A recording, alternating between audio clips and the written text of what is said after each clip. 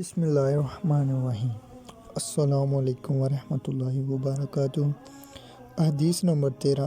حضرت انس رضی اللہ تعالیٰ عنہ سے روایت ہے، وہ نبی اکرم صلی اللہ علیہ وسلم سے بیان کرتے ہیں کہ آپ نے فرمایا، تم میں سے کوئی شخص مومن نہیں ہو سکتا یہاں تک کہ اپنے بھائی کے لیے وہی چیز پسند کرے جو اپنے لیے پسند کرتا ہے۔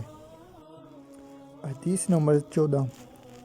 حضرت ابو ہریرہ رضی اللہ تعالیٰ عنہ سے روایت ہے، نبی اکرم صلی اللہ علیہ وآلہ وسلم نے فرمایا، قسم ہے اس ذات کی جس کے ہاتھ میں میری جان ہے، تم میں سے کوئی بھی ایماندار نہیں ہو سکتا تاکہ میں اسے اس کے والد اور اس کی اولاد سے زیادہ محبوب نہ بن جاؤں۔ حدیث نمبر 15۔ حضرت انس رضی اللہ تعالیٰ عنہ سے روایت ہے، رسول اللہ صلی اللہ علیہ وآلہ وسلم نے فرمایا، تم میں سے کوئی مومن نہیں ہو سکتا جب تک میں اس کے نزدیک اس کے والد، اس کی اولاد اور تمام لوگوں سے زیادہ محبوب نہ ہو جاؤں۔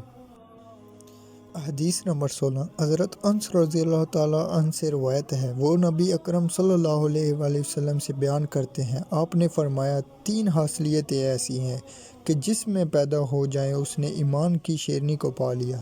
ایک یہ کہ اللہ اور اس کے رسول اس کے نزدیک باقی تمام چیزوں سے زیادہ محبوب ہو جائیں، اور جس شخص سے بھی محبت رکھے محض اللہ کے لیے محبت رکھے، اور وہ کافروں میں لوٹ جانے کو ایسا برا خیال کرے جیسے کہ آگ میں گر جانے کو برا سمجھتے ہیں۔ حدیث نمبر 17۔